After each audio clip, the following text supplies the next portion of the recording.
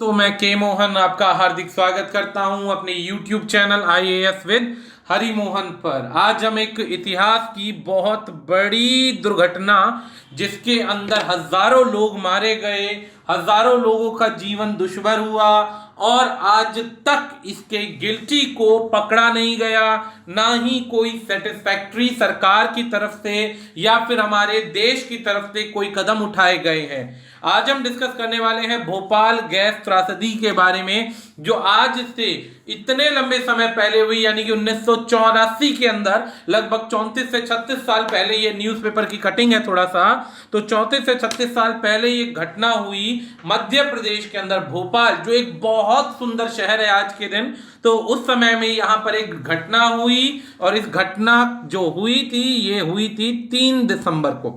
3 दिसंबर को घटना हुई मध्य प्रदेश के अंदर, भोपाल के अंदर यहां पर घटना हुई। और ये जो घटना हुई, एक गैस जो कंटेन करने वाली कंपनी थी इंडिया के अंदर, उसके अंदर ये दुर्घटना चलाई गई।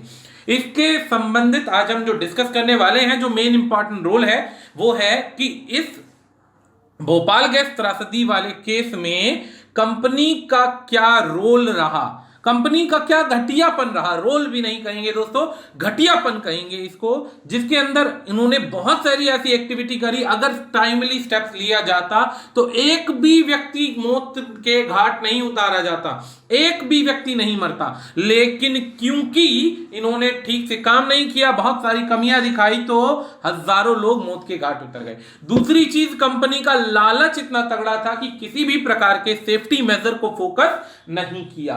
तीसरा आ जाता है गवर्नमेंट का फेलियर। दोस्तों, गवर्नमेंट का क्या फेलियर था वो बताना सबसे ज्यादा जरूरी है, क्योंकि आगे भी ऐसे बहुत सारे क्रिमिनल ऐसे इतिहास में हुए हैं जो क्राइम करने के बाद में सरकार की लचर या फिर खस्ता हालत होने की वजह से देश से निकल जाते हैं और उनको फिर दोबारा ला पाना बहुत मुश्किल हो जाता है, जिसमें विजय माल्या, नीरव मोदी जैसे केसेस भी आज के दिन आते हैं। तीसरा ऐसा एक पॉइंट है जिसके अंदर कोर्ट ने क्या रूल निकाला, कोर्ट का क्या काम था अभी तक के लिए, क्या उनके साथ जस्टिफाई हुआ जो लोग इतने ज्यादा फंसे हुए हैं। प्लस इसके अंदर हम डिस्कस करेंगे इंडिया की वो हिस्ट्री, उस समय का सेक्शन जिस समय में ये दुर्घटना हुई, क्योंकि दोस्तों बिना इतिहास के उस वर्ग को, उस सेक्शन को समझे एक इम्पॉसिबल परिस्थिति है कि हम इस घटना को समझ पाए। तो इससे शुरू करने से पहले दोस्तों, YouTube पर हमारे इस चैनल को सब्सक्राइब कीजिए, आईएएस विद हरि मोहन को।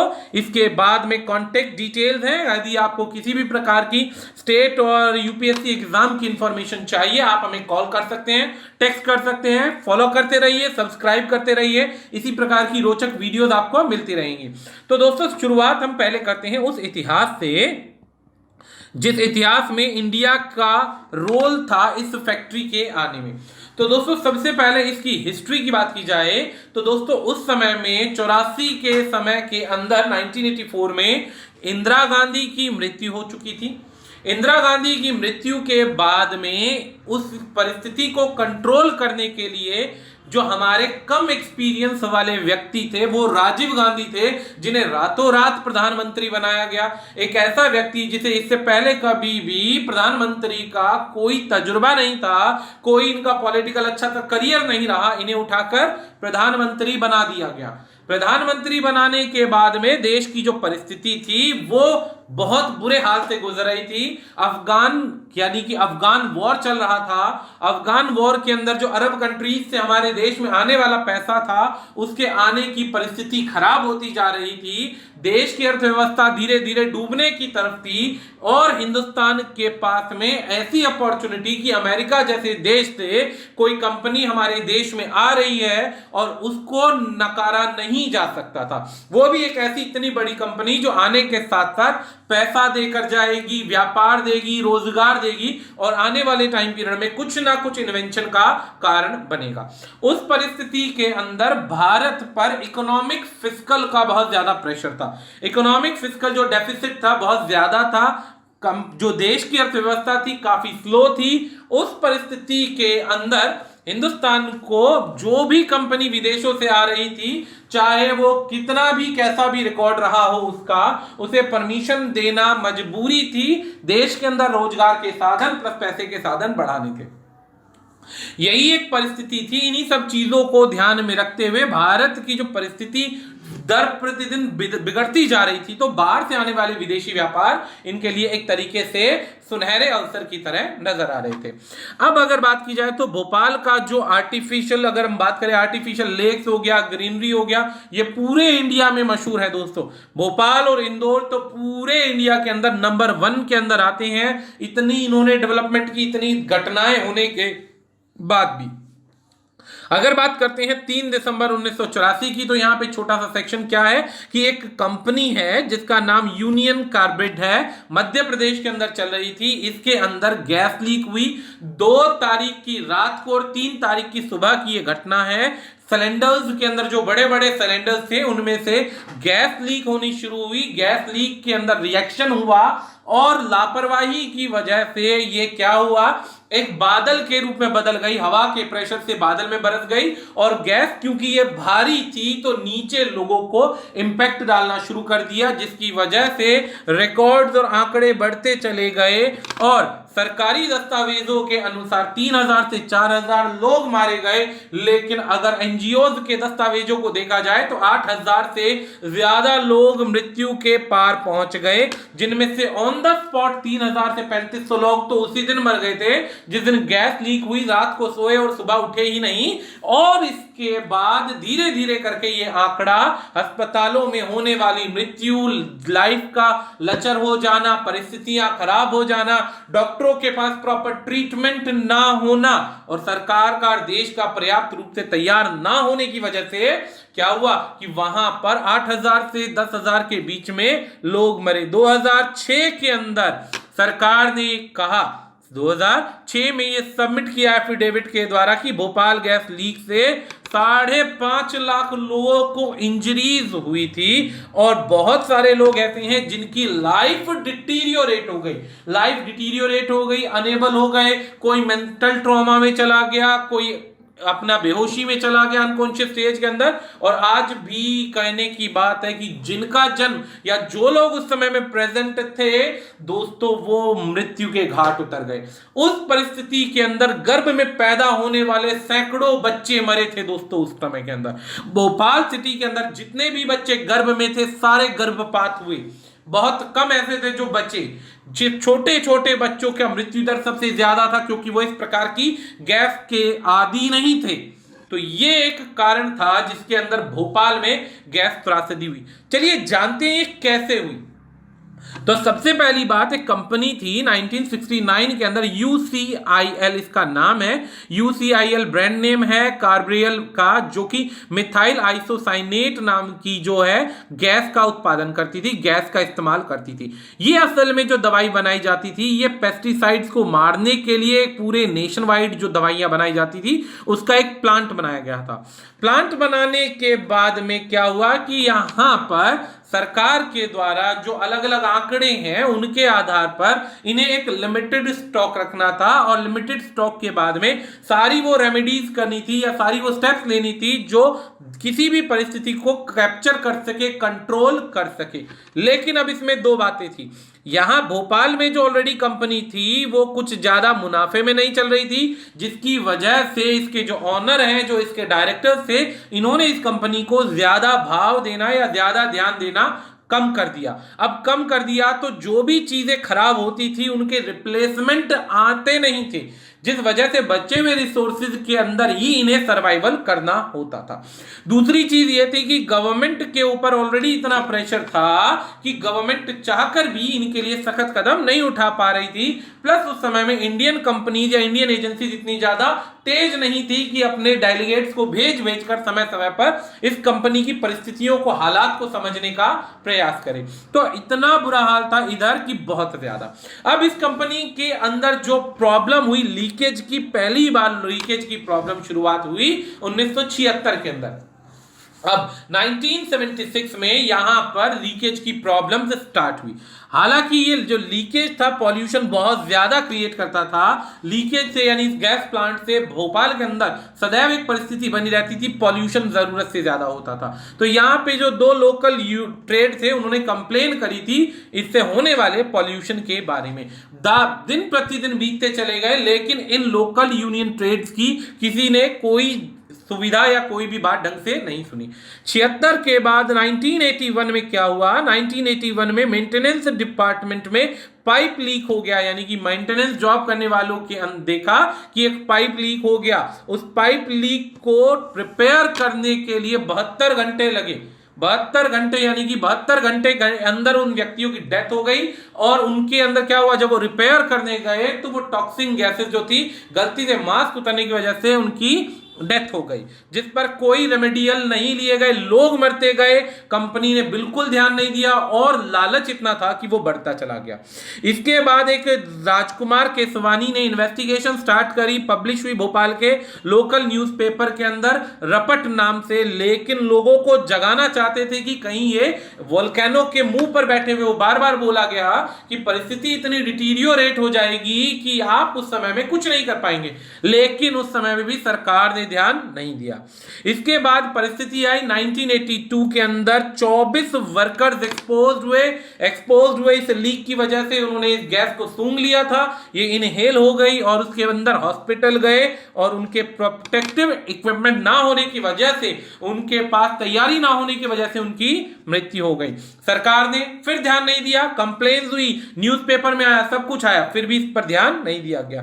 फरवरी के अंदर 1982 में 18 लोग इससे अफेक्ट हुए। 82 के बाद में ऐसे ही एक इंजीनियर के बारे में बोला गया कि इंजीनियर लिक्विड एमआईसी के, एमआईसी वही आपकी मिथाइल के गैस के बारे में है, कि वो बंदा इसके कांटेक्ट में आया और उसकी पूरी बॉडी 30% से ज्यादा जल गई। इसके बाद सेम ऐसा ही केस 1982 में भी आया जहां पर लीकेज हुई।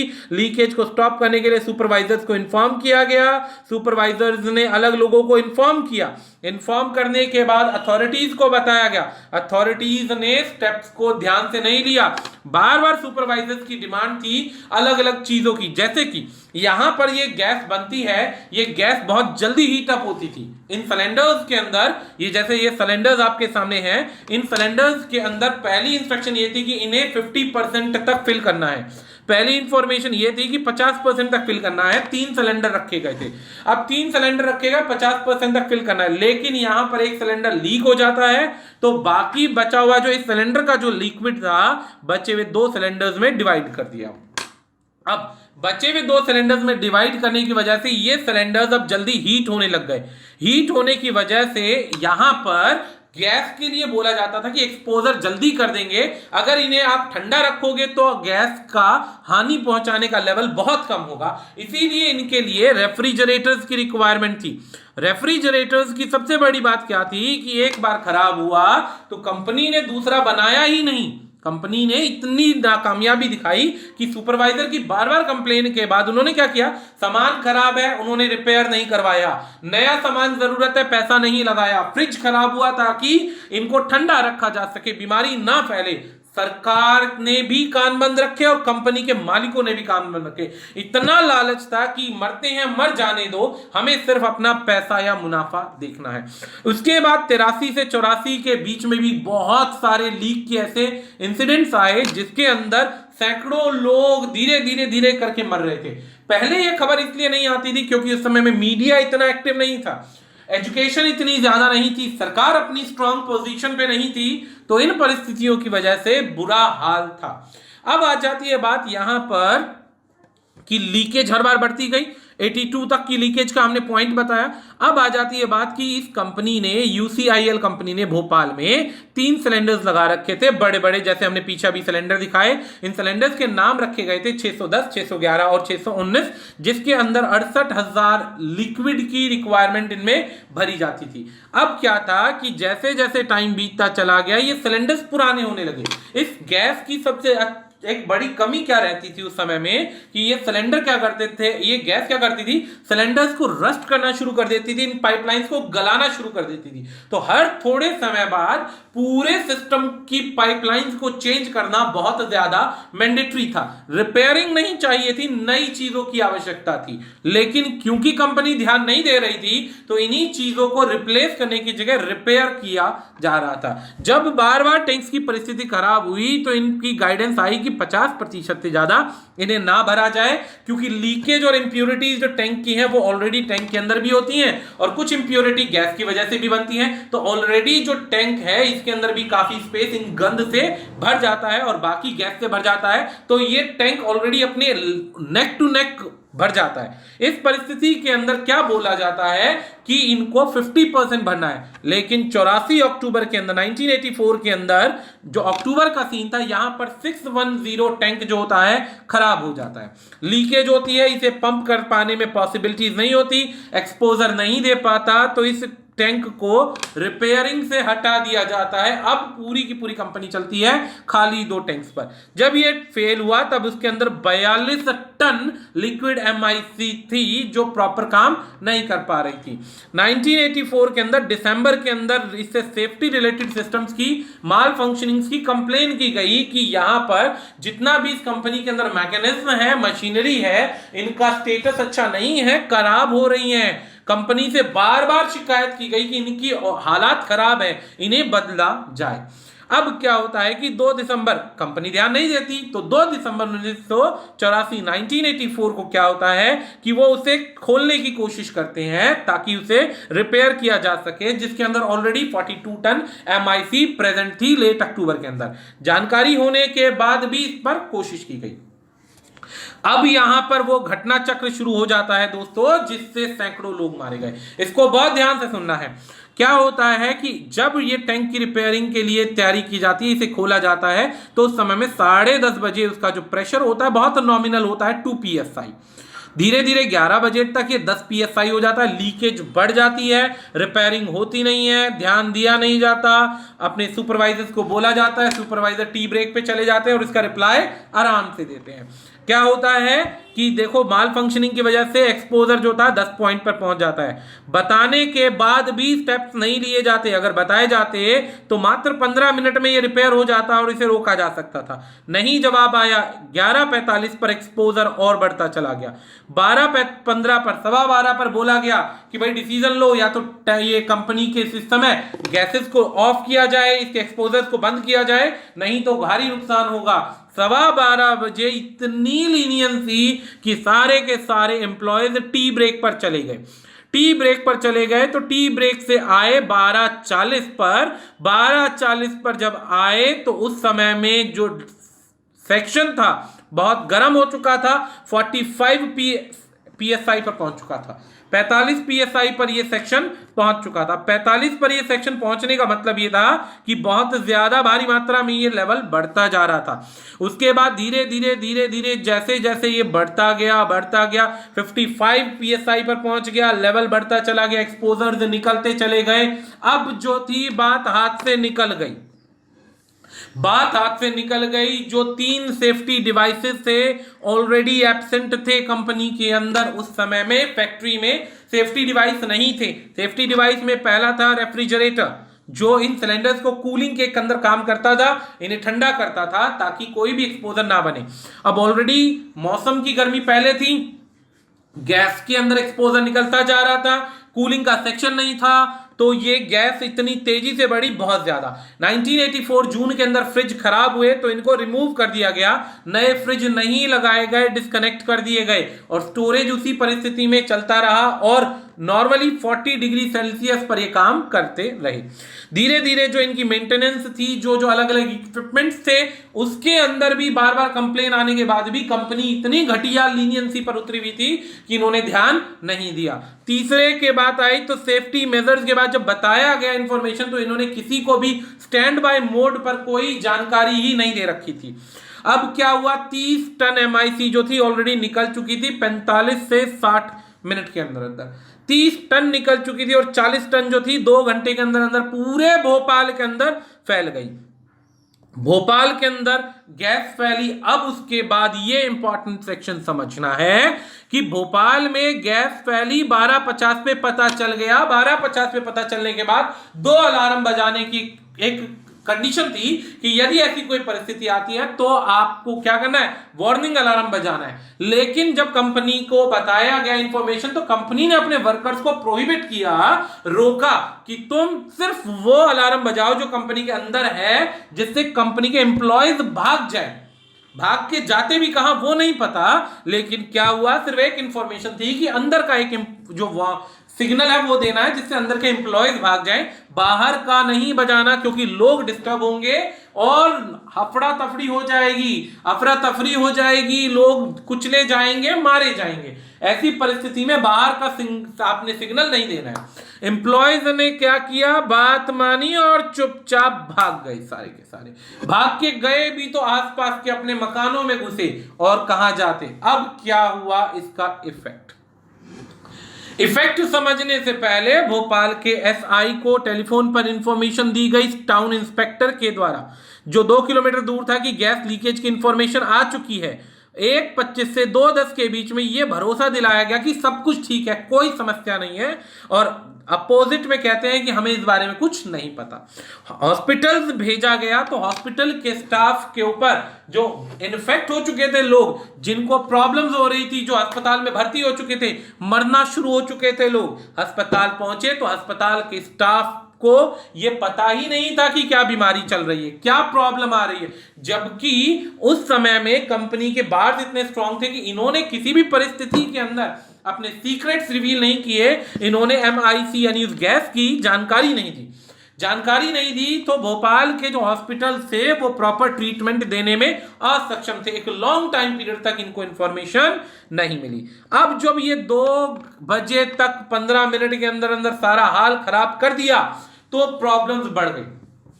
अब परेशानी इस बीच में क्या आई, परेशानी ध्यान से सुनिएगा। कंपनी ने अपने कोड ऑफ कंडक्ट के अंदर अपने जो डायरेक्टर्स थे उन पर प्रेशर बना रखा था कि किसी भी प्रकार से लोगों को इंफॉर्मेशन नहीं देनी है कि इसमें क्या गैस बनती थी, क्योंकि गैस पता चलेगी तो उसका ट्रीटमेंट देने से पहले सरकार जो थी इन पर केस थोपती, इन्हें फंस जाते। इन्होंने इतना घटियापना दिखाया, नहीं बताया, लोग मरने शुरू हो गए। इसमें आफ्टर इफेक्ट क्या था, वैसे ये यहाँ का न्यूज़पेपर रहा है दोस्तों। इन लोगों के मरने की जो फोटोज दिख रही हैं, ये छोटी बच्ची की फोटो दिख रही है, ये इंडिकेट क्लियर करती थी कितने लोग मारे गए जिनकी फोटोज अवेलेबल थी, जिनकी नहीं थी या जो इसके बाद मरे उनकी कोई गिनती नहीं थी। अब इस बीमारी के एक्सपोजर से खांसी आना, आंखों में जलन, सफोकेशन होना, सांस लेने में दिक्कत होना, पेट में दर्द होना, उल्टी आना, ऐसे हालात बने कि बुरे हाल हो गए। लोग समझ नहीं पा रहे थे कि यह कोई वायरल या प्लेग का इफेक्ट है या फिर गैस की दिक्कत है। लोग सुबह उठे तो सारे के सारे अपने आप में इन गैसेस से इन्फेक्टेड थे। सारे के सारे सांस नहीं ले पा रहे थे, मुंह ढककर चल रहे थे। उस समय के अंदर किसी को पता नहीं चल रहा था कि क्या हुआ क्या नहीं हुआ।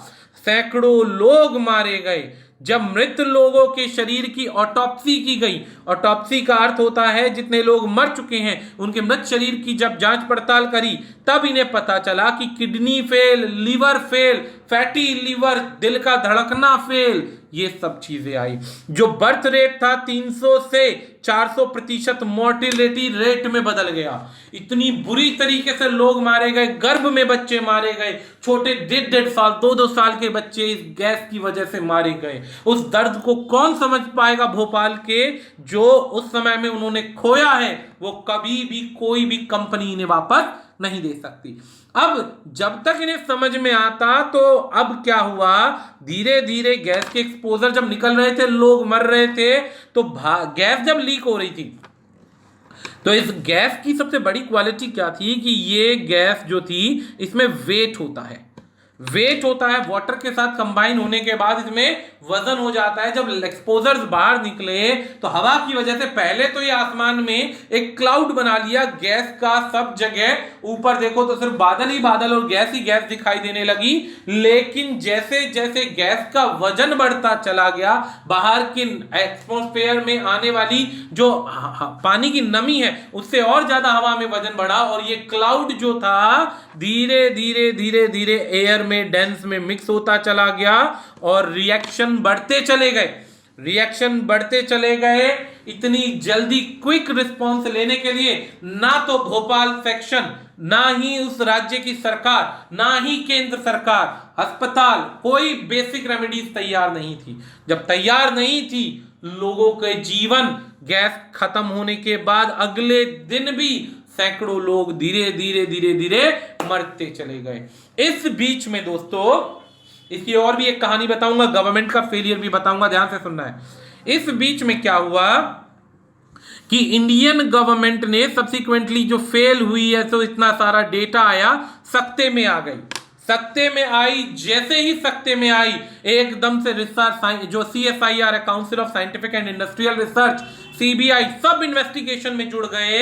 और जुड़ने के बाद इसका जो ऑनर था एंडरसन, इसका जो ऑनर था एंडरसन, उसको घर से पकड़ लिया, घर से पकड़ लिया और अरेस्ट करके लॉकअप में डाल दिया।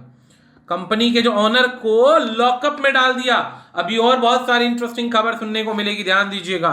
अब क्या हुआ, जब वॉरेन की टीम जो थी together with travel to India, upon arrival Anderson was placed under house arrest. House arrest के बाद सरकार ने इन्हें छोड़ने के लिए मना नहीं किया कि 24 घंटे तक आपको नहीं छोड़ा जाएगा। यहां पर इंडिया में वो आ चुका था पहले ही, याद रखिएगा, यहां पर इस इंसिडेंट के बाद नहीं आया था, वो इंसिडेंट से पहले इंडिया आ चुका था, इंसिडेंट से पहले इंडिया आ चुका था और इसे अरेस्ट कर लिया गया। अरेस्ट करने के बाद में अब ध्यान से कहानी जुड़ती है, ध्यान दीजिएगा। हमारी सरकार का फेलियर, कमीनापन दिखाई देगा उस समय की मौजूदा सरकार का। हेल्थ केयर सिस्टम जो था ओवरलोडेड था, एरिया अफेक्टेड था, 70% जो डॉक्टर थे वो अंडर क्वालिफाइड थे, क्योंकि उस समय में भोपाल जो था इतना ज्यादा डेवलप्ड नहीं था, ना ही हमारे देश के हेल्थ सिस्टम या मेडिकल स्टाफ इतने ज्यादा तैयार थे। जब इतने ज्यादा लोग तैयार नहीं थे तो मेडिकल स्टाफ अनप्रिपेयर होने की वजह से कैजुअलिटी बढ़ती चली गई और इन्हें बहुत समय लग गया इन चीजों को समझ पाने में कि क्या हुआ। ऐसे ही अलग अलग लोगों ने मृतकों की एक बार ऐसे ही सफाई करते हुए एक फोटो आई और इस फोटो के अंदर एक नन्ही बच्ची की फोटो आपके सामने आई, जिसके अंदर उसको मृत को दबाया जा रहा था। ये आंखों में आंसू वाली बात थी कि जिसके अंदर, जिस बच्चे ने अभी खुलकर जीवन में सांस भी नहीं ली थी, उसको इस गैस की वजह से दफनाना पड़ा। अब इसके बाद आती है कहानी बदलने की। हॉस्पिटल में लोग 1,70,000 की तादाद में लोग ट्रीट हो चुके थे, जानवर इन्फेक्ट हो रहे थे, कई मर रहे थे, उन्हें दफनाया जा रहा था, खाने की कमी पड़ रही थी, दवाओं की कमी पड़ रही थी, डॉक्टरों की कमी पड़ रही थी। 16 दिसंबर की बात आ गई, कमी हो गई। 16 दिसंबर को टैंक नंबर 611 और 619 खाली किया गया। बची हुई गैसेस को इस तरीके से इन्फ्लेट किया गया कि दोबारा कोई दिक्कत ना हो। हेलीकॉप्टर्स से दवाइयां फेंकी गई, दवाइयां हवा में छिड़की गई ताकि इस इंफेक्शन को खत्म किया जा सके। भोपाल गैस एक्ट सबसे ज्यादा मिस इंफॉर्मेशन लेकर आया। इस बीच की अब एक छोटी सी खबर सुनिए, यहां पर दो खबर बताएंगे दोस्तों। इधर इस कंपनी के मिस्टर वॉरेन एंडरसन को गिरफ्तार कर लिया, लॉकअप में डाल दिया, लॉक कर दिया। लॉक करने के बाद अभी इनके बीच में कोई बातचीत नहीं, सिर्फ बंद था। इधर बोला जाता है ऑपोजिशन के कुछ आरोप थे। ऑपोजिशन के क्या आरोप थे? ठीक इसी समय में, इसी समय के आसपास जब ये कहानी खराब हो चुकी थी, वारेन को पकड़ा जा चुका था, तो उस समय के राजीव गांधी साहब उस समय के मौजूदा अमेरिका के प्रेसिडेंट के साथ मीटिंग करते हैं। अमेरिका के प्रेसिडेंट के साथ मीटिंग करते हैं क्योंकि उस समय के अंदर राजीव गांधी का कोई कजन जो था वो ड्रग्स के मामले में, राजीव गांधी का जो ब्रदर था ड्रग्स के मामले में बंद हो गया था अमेरिकन गवर्नमेंट के अंदर। अब एक केस इधर से हमारी सरकार का था कि उनका ब्रदर ड्रग्स के मामले में बंद हो गया, इधर इन्होंने क्या कर रखा था, एक बहुत बड़े इंडस्ट्रियलिस्ट को बंद कर रखा था। तो आपस में समझौता पता नहीं क्या हुआ। ये एक विपक्ष का आरोप है, ध्यान दीजिएगा, ये विपक्ष का आरोप है, आप सर्च करेंगे मिल जाएगा। तो आरोप क्या था कि कुछ दिन बाद इनके ब्रदर को यहां से रिहा कर दिया गया। रिहा करने के बाद जिस दिन वारेन पकड़े गए, तो पकड़े जाने के बाद इनका केस उस समय में अमेरिकन गवर्नमेंट के सामने पता चल रहा था। वारेन साहब को पकड़ा गया तो राजीव गांधी ने पहले फोन किया मध्य प्रदेश के सीएम को, अर्जुन सिंह को फोन किया, बकायदा कॉल रिकॉर्ड आया। अर्जुन सिंह को कॉल करने के बाद में अर्जुन सिंह का फोन जाता है उस थाने के अंदर जहां पे वारेन गिरफ्तार था। वारेन गिरफ्तार हुए मात्र कुछ ही घंटे हुए थे कि लॉकअप से बकायदा सीएम की गाड़ी गई विद सिक्योरिटी, सीएम की गाड़ी विद सिक्योरिटी गई। उस लॉकअप से पहले उसे सीएम ऑफिस लाया गया, सीएम ऑफिस से अपने प्राइवेट जेट में बिठाकर भोपाल से भेजा गया, प्राइवेट जेट से बिठाकर दिल्ली भेजा गया और दिल्ली से तुरंत रातों रात इन्हें अमेरिका के लिए भेज दिया गया। अब ये जो आंकड़ा था ये सारा का सारा विपक्ष ने क्लियर किया रिकॉर्ड्स के साथ, सीबीआई की इन्वेस्टिगेशन के साथ में। लेकिन दोस्तों जब ये बात सामने आई उस समय में एंडरसन जो था सरकार की पकड़ से दूर जा चुका था, सरकार की पकड़ से इतनी दूर चला गया था कि इसको रोक पाना इम्पॉसिबल था। इसके अंदर धीरे धीरे केसेस बढ़ते जा रहे थे दोस्तों। इधर से एंडरसन का केस खत्म हो गया, ये एंडरसन साहब थे, बहुत सारी एनजीओ ने ट्राई किया वॉरेन एंडरसन को पकड़ने के लिए। इन्होंने कहा आपको ओसामा चाहिए और हमारे को एंडरसन चाहिए इस नरसंहार के लिए। लेकिन जहां पर दोस्तों एक पैसे की बात आती है वहां पर अपने देश की गरीबी एक बहुत बड़ी मजबूरी बन जाती है इस व्यक्ति की मदद करने पर और इसको निकालने पर। और इसकी वजह से हमारे देश में हुए नरसंहार का आज तक कोई जिम्मेदार नहीं रहा, आज तक जिम्मेदार कोई नहीं रहा, कोई भी इस पर प्रॉपर ट्रीटमेंट नहीं कर पाया, कोई इसकी जिम्मेदारी नहीं ले पाया कि भोपाल में एंडरसन के केस का क्या हुआ। भोपाल का केस लाया गया, अब सरकार के आगे लीगल एक्शंस क्या लिए गए। अब ऑलरेडी एंडरसन साहब तो भाग चुके थे भाई, सितंबर 2006 की बात है, यूनाइटेड स्टेट में केस चला इनका। यूनाइटेड स्टेट में इस घटना चक्र के लिए इंडियन गवर्नमेंट ने, अथॉरिटीज ने बार बार इनको डिजास्टर के लिए जिम्मेदार ठहराया। 1925 में गवर्नमेंट ने पास किया भोपाल गैस लीक की मार्च में हुआ, अलाउ किया सरकार को इनको दोबारा से सेटअप करने के लिए, लाइफस्टाइल को दोबारा स्टार्ट करने के लिए। 17 अप्रैल 1985 को जॉन एफ कैनियन ने सजेस्ट किया फंडामेंटल ह्यूमन डिसेंसी कि आपने यहां पर नकारात्मक वो दिखाया है। इस बीच में मान मुनव्वल के लिए पैसों की बात होने लगी कि कितना पैसा सरकार के द्वारा दिया जाए। इस बीच में 5 मिलियन रिलीफ फंड दिया गया 2 दिन के अंदर अंदर।